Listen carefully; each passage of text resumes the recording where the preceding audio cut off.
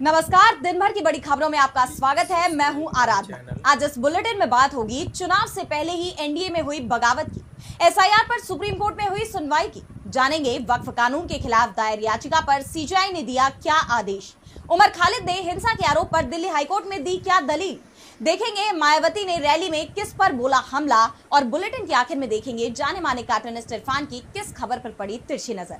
लेकिन दिन भर की तमाम बड़ी खबरों से पहले एक नजर आज की सुर्खियों पर।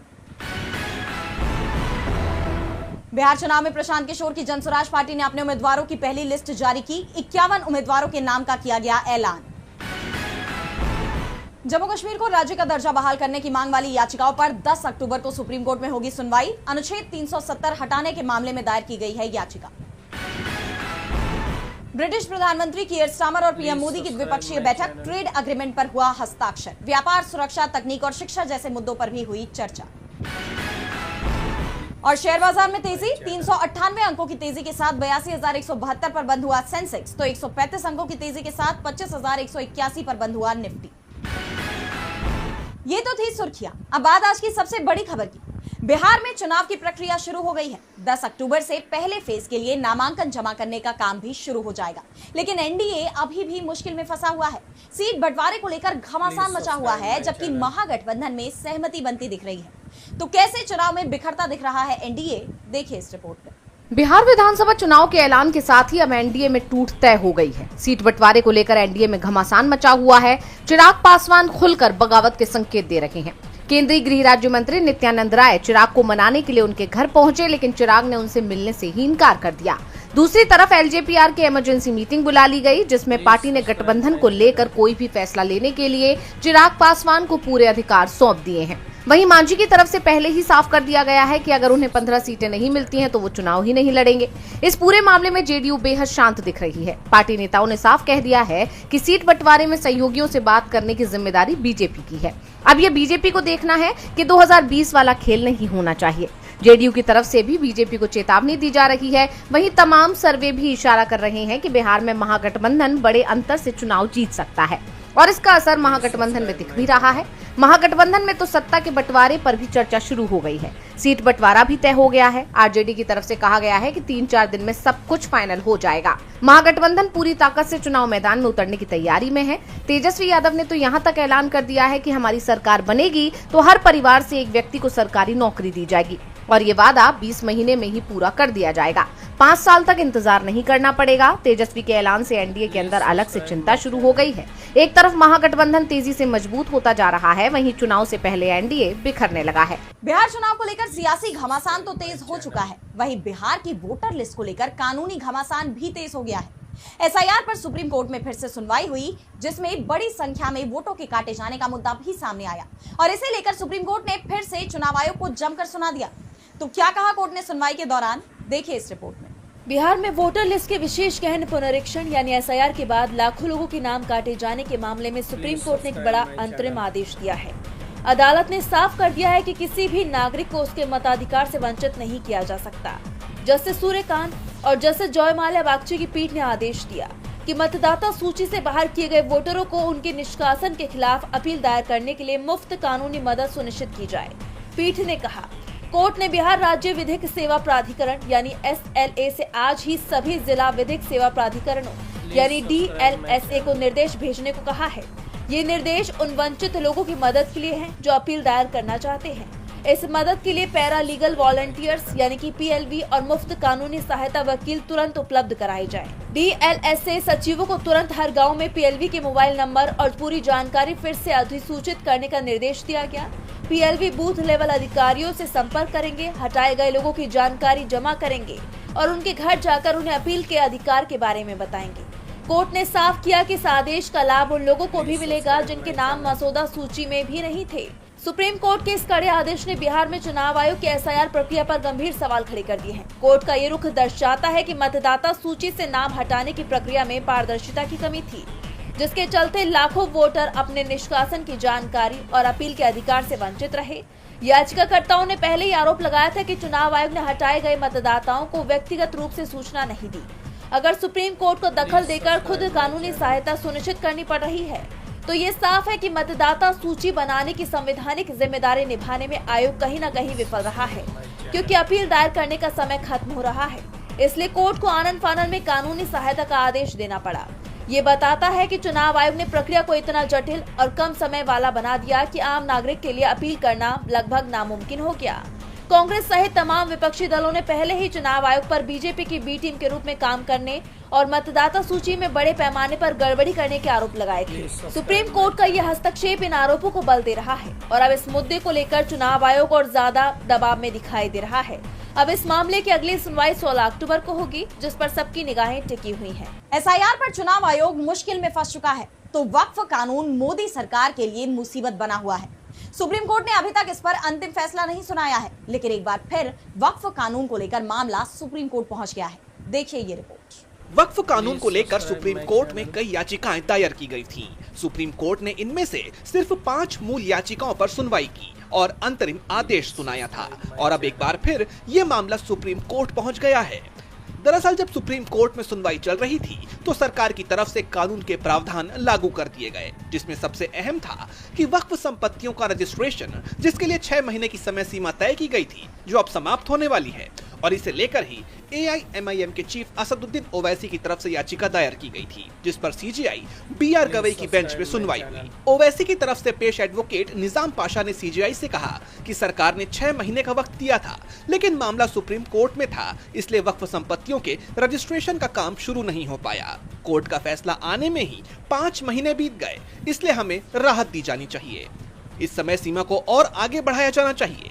अपनी बात कहते हुए पाशा ने एक शेर भी सुनाया। उन्होंने कहा कि उम्र दराज मांग कर लाए थे 4 दिन, 2 आरजू में कट गए 2 इंतजार में। CJI BR गवई ने पाशा की दलील सुनने के बाद कहा कि हम मामले को सूचीबद्ध करेंगे। वक्फ कानून मोदी सरकार की मुश्किल बना हुआ है तो JNU के पूर्व छात्र उमर खालिद की भी मुश्किलें कम होती नजर नहीं आ रही। 5 साल से वो जेल में बंद है, जमानत नहीं मिल पाई है, जबकि खालिद का कहना है कि उनके खिलाफ जो आरोप लगाए गए हैं वो पूरी तरह से झूठे हैं। तो क्या है पूरा मामला, जानने के लिए देखिए ये रिपोर्ट। 2020 के दिल्ली हिंसा मामले में सजा काट रहे JNU के पूर्व छात्र और एक्टिविस्ट उमर खालिद ने दिल्ली पुलिस पर गंभीर आरोप लगाए हैं। कड़कड़डूमा कोर्ट में खालिद के वकील ने दावा किया कि पुलिस ने उनकी गिरफ्तारी से ठीक पहले एक झूठे गवाह को सिखा पढ़ाकर बयान दिलवाया। खालिद के वकील त्रिदेव पायस ने अदालत को बताया कि पुलिस सह आरोपी और पूर्व आप पार्षद ताहिर हुसैन के ड्राइवर राहुल कसाना के मनगढ़ंत बयान पर निर्भर है। कसाना ने पुलिस के कहने पर यह झूठा दावा किया कि खालिद, ताहिर हुसैन और MBBS की छात्रा गुलफिशा फातिमा ने हिंसा की साजिश रचने के लिए शाहीन बाग स्थित पॉपुलर फ्रंट ऑफ इंडिया के दफ्तर में मुलाकात की थी। पायस ने इस गवाह की टाइमिंग पर भी सवाल उठाते हुए कहा कि कसाना को अचानक से खालिद की गिरफ्तारी के कुछ दिन पहले ही ये घटना याद आती है। उन्होंने तीखे लहजे में कहा कि ये बयान 1 अक्टूबर 2020 को खालिद की गिरफ्तारी से पहले गढ़ा गया और सबसे बड़ा खुलासा कॉल डिटेल रिकॉर्ड को लेकर हुआ। खालिद के वकील ने कोर्ट को बताया कि CDR स्पष्ट रूप से दिखाता है कि 8 जनवरी 2020 को कथित बैठक के दिन खालिद, फातिमा और हुसैन PFI दफ्तर में नहीं बल्कि दिल्ली के अलग अलग जगहों पर थे। पुलिस के दावे के विपरीत खालिद उस समय जाकिर नगर में थे। खालिद के वकील ने इस बयान को पूरी तरह मनगढ़ंत और झूठा बताते हुए अदालत से पुलिस पर सख्त कार्रवाई की मांग की है। उन्होंने तर्क दिया कि अभियोजन पक्ष एक कमजोर साजिश के सिद्धांत को ताकत देने के लिए खालिद को एक ऐसी बैठक से जोड़ रहा है जो कभी हुई ही नहीं। ये आरोप दिल्ली पुलिस की जांच की विश्वसनीयता पर गंभीर सवाल खड़े करते हैं। अब सवाल ये उठते हैं कि क्या एक झूठे गवाह के सहारे इतने बड़े मामले को आगे बढ़ाया जा रहा है। अब इन सब के बीच कोर्ट इस मामले पर क्या फैसला लेता है, ये देखना होगा। खालिद की तरफ से कहा गया है कि उनके खिलाफ जो भी सबूत पुलिस पेश कर रही है वो पूरी तरह से झूठे हैं। पूरा मामला ही झूठ पर टिका हुआ है। खालिद को दिल्ली कोर्ट से राहत की उम्मीद दिख रही है तो बीजेपी और इंडिया गठबंधन दोनों की मुश्किलें BSP चीफ मायावती ने बढ़ा दी है। उन्होंने लखनऊ में बड़ी रैली की जिसमें सभी दलों पर तीखे हमले की। तो क्या कहा मायावती ने इस रैली में, देखिए इस रिपोर्ट में। कांशी राम की पुण्यतिथि पर बसपा ने लखनऊ में बड़ी रैली की। बसपा ने 9 साल बाद कोई बड़ी रैली आयोजित की। इस मौके पर पार्टी सुप्रीमो मायावती अपने भतीजे आकाश आनंद के साथ नजर आईं, जहां उन्होंने आकाश की तारीफ की, जिससे साफ हो गया कि आकाश आनंद ही मायावती के उत्तराधिकारी होंगे। इसके साथ ही मायावती ने तमाम मुद्दों पर बात की, जहां बीजेपी, कांग्रेस और समाजवादी पार्टी पर उन्होंने निशाना साधा, तो साथ ही कई राजनीतिक संकेत भी दे दिए। मायावती के निशाने पर सबसे ज्यादा समाजवादी पार्टी रही। उन्होंने अखिलेश यादव और समाजवादी पार्टी पर दोगलेपन का आरोप लगाया। मायावती ने कहा कि सपा को सत्ता मिलने पर पीडीए या बहुजन समाज के हितों की चिंता नहीं होती, लेकिन कुर्सी जाते ही वो खुद को सामाजिक न्याय का ठेकेदार बताने में लग जाते हैं। इस पर अखिलेश यादव ने पलटवार करते हुए एक्स पर लिखा, उनकी अंदरूनी सांठगांठ जारी है, इसलिए वो जुल्म करने वालों की आभारी हैं। अखिलेश ने यह बात इसलिए कही क्योंकि मायावती ने इस संबोधन में न सिर्फ सपा पर हमला बोला, बल्कि योगी आदित्यनाथ के नेतृत्व वाली वर्तमान बीजेपी सरकार की तारीफ की। उन्होंने कांशीराम और अंबेडकर पार्क के रखरखाव के लिए पैसे देने पर योगी सरकार का आभार जताया, जिसको लेकर अब तमाम तरह की चर्चाएं हो रही हैं। सुनिए। वर्तमान राज्य सरकार की भी बहुत बहुत आभारी है, और इसलिए आभारी है क्योंकि इस स्थल को देखने वाले लोगों के टिकटों का इकट्ठा हुआ पैसा पूर्व की रही सपा सरकार की तरह वर्तमान भाजपा की राज्य सरकार ने इसे दबाकर नहीं रखा है। इसके साथ ही मायावती ने नगीना से सांसद चंद्रशेखर आजाद पर भी बिना नाम लिए निशाना साधा। उन्होंने लोगों से ऐसे स्वार्थी और बिकाऊ किस्म के लोगों से सावधान रहने को कहा जो दलित वोट बांटने के लिए इस्तेमाल हो रहे हैं। वहीं आजम खान के बसपा में शामिल होने की अटकलों पर उन्होंने कहा कि वो किसी से छिपकर नहीं मिलती, जब भी किसी से मिलेंगी खुले में मिलेंगी। आखिर में मायावती ने 2027 में यूपी में एक बार फिर बसपा की सरकार बनाने का लक्ष्य रखा और समर्थकों से कहा कि वो अब ज्यादा सक्रिय रहेंगी और कार्यक्रमों में ज्यादा नजर आएंगी। कुल मिलाकर देखा जाए तो मायावती एक बार फिर अपने पुराने तेवर में नजर आई और न सिर्फ अपने विरोधियों पर हमला बोला, बल्कि 2027 के चुनाव के लक्ष्य को लेकर भी बड़ा दावा कर दिया। बसपा को इस रैली से अब कितना फायदा मिलता है, ये तो देखना होगा। मायावती की चिंता बीएसपी के घटते जनाधार ने बढ़ा दी है। उन्होंने सबसे तीखे हमले सपा पर किए हैं। सपा चीफ अखिलेश यादव ने भी मायावती को जवाब दिया और इसके साथ ही उन्होंने बीजेपी को भी घेरा है। तो क्या कहा है अखिलेश यादव ने, जानने के लिए देखिए ये रिपोर्ट। सपा प्रमुख अखिलेश यादव ने बीजेपी सरकार पर जोरदार हमला बोला है। राजधानी लखनऊ में एक प्रेस कॉन्फ्रेंस कर उन्होंने तमाम मुद्दों पर बीजेपी को जमकर घेरा। उन्होंने बरेली घटना को लेकर सरकार को घेरते हुए कहा कि ये सरकार की विफलता है और कानपुर में अखिलेश दुबे की घटना को छुपाने के लिए है। और ये घटना जो बरेली की है, ये है कानपुर में अखिलेश दुबे की घटना को छिपाने के लिए। उन्होंने आरोप लगाया कि कार्रवाई में सिर्फ मुस्लिमों की सूची बन रही है। इसके साथ ही उन्होंने आरोप लगाया कि थानों की पोस्टिंग में भी भेदभाव किया जा रहा है और पीडीए यानी पिछड़ा, दलित, अल्पसंख्यक के लोगों को तैनात नहीं किया जा रहा है। इसी के साथ सपा चीफ ने बुलडोजर संस्कृति पर भी सवाल उठाए। उन्होंने सरकार पर फर्जी एफआईआर का विश्व रिकॉर्ड बनाने का भी आरोप लगाया। उन्होंने एनसीआरबी यानी राष्ट्रीय अपराध रिकॉर्ड ब्यूरो के आंकड़ों का हवाला देते हुए कहा कि उत्तर प्रदेश में अपराध बढ़े हैं। इसके साथ ही उन्होंने यूपी सरकार बनाने का दावा भी किया। अखिलेश ने कहा, हमें पूरा भरोसा है कि हम लोग ऐसे ही काम करते रहेंगे और लोगों को जोड़ते रहेंगे तो उत्तर प्रदेश में आने वाले समय में इंडिया गठबंधन और समाजवादी पार्टी की सरकार होगी। और हमें पूरा भरोसा है कि इसी तरीके से लगातार हम लोग काम करते रहेंगे, अपनी भाषा, अपना व्यवहार और लोगों को जोड़ते रहेंगे तो उत्तर प्रदेश में समाजवादी पार्टी और इंडिया गठबंधन की आने वाले समय में सरकार होगी। यानी देखा जाए तो अखिलेश ने बीजेपी सरकार पर चौतरफा हमला कर दिया है, जिसे लेकर बीजेपी की टेंशन बढ़ गई है। अब बीजेपी अखिलेश यादव के इन आरोपों पर क्या प्रतिक्रिया देती है, ये देखना होगा। अखिलेश ने कानून व्यवस्था से लेकर बुलडोजर एक्शन और दूसरे तमाम मुद्दों पर सवाल खड़े किए। पीडीए की मजबूती पर जोर दिया। उन्होंने 2027 के यूपी विधानसभा चुनाव की तैयारी भी शुरू कर दी है। दावा किया जा रहा है कि 2027 में सपा की ही सरकार बनेगी। सपा सरकार में यूपी खुशहाल बनेगा।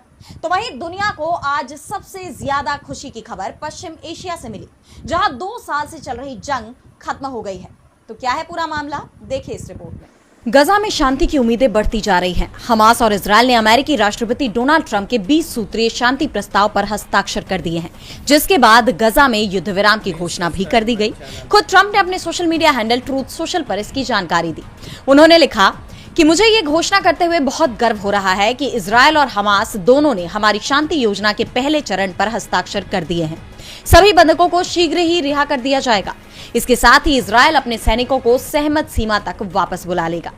मिस्र के लाल सागर रिजॉर्ट शर्म अल शेख में दोनों ही पक्षों के बीच 3 दिन से लगातार बातचीत चल रही थी और तीसरे दिन दोनों में समझौता हो गया। समझौते के पहले चरण में युद्ध विराम और गजा में बंद 48 इजरायली कैदियों को हमास रिहा करेगा, जिनमें से 20 के जीवित होने की बात कही जा रही है। तो वहीं इजरायली जेलों में बंद 2000 से ज्यादा फलस्तीनी कैदियों को रिहा किया जाएगा। इजरायली सेना सहमति वाली लाइन तक वापस लौटेगी। ट्रंप खुद 10 अक्टूबर को मध्य पूर्व के देशों का दौरा करेंगे। इस बीच संयुक्त राष्ट्र के महासचिव एंटोनियो गुटेरेस ने इस समझौते का स्वागत किया है। उन्होंने कहा कि मैं सभी संबंधित पक्षों से समझौते की शर्तों का पूरी तरह पालन करने का आग्रह करता हूं। सभी बंधकों को सम्मानजनक तरीके से रिहा किया जाना चाहिए। एक स्थायी युद्ध विराम सुनिश्चित किया जाना चाहिए। ये पीड़ा अब खत्म होनी चाहिए। गुटेरेस ने युद्ध विराम के स्थायी होने पर जोर दिया है, लेकिन जिन शर्तों पर यह समझौता हुआ है उसे लेकर कई सवाल उठ रहे हैं, क्योंकि ट्रंप के प्रस्ताव में कहीं भी ये नहीं बताया गया कि इजरायली सेना कब तक गजा छोड़ेगी और जिस सहमति वाली लाइन का जिक्र किया गया है उस लाइन का भी फैसला नहीं किया गया है। वहीं हमास पूरे निरस्त्रीकरण और गजा छोड़ने को तैयार नहीं है, जबकि इजरायल का कहना है कि इसके बाद ही इजरायली सेना गजा छोड़ेगी, ताकि इस बात का भरोसा रहे कि दोबारा जंग के हालात न बने। ऐसे में इस समझौते को लेकर कई सवाल अब भी बने हुए हैं। और बुलेटिन के आखिर में देखेंगे जाने माने कार्टूनिस्ट इरफान की किस खबर पर पड़ी तिरछी नजर।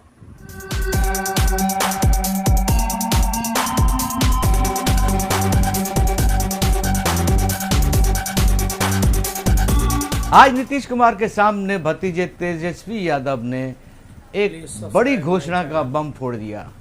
उन्होंने कहा कि 20 महीने में हर घर को एक सरकारी नौकरी देंगे। ये एक बड़ी घोषणा है। ऐसी घोषणा अगर पेपर लीक की तरह पहले ही लीक हो जाती तो चाचा ऐसी घोषणा को पहले ही जारी कर देते, क्योंकि वादा है, वादों का क्या।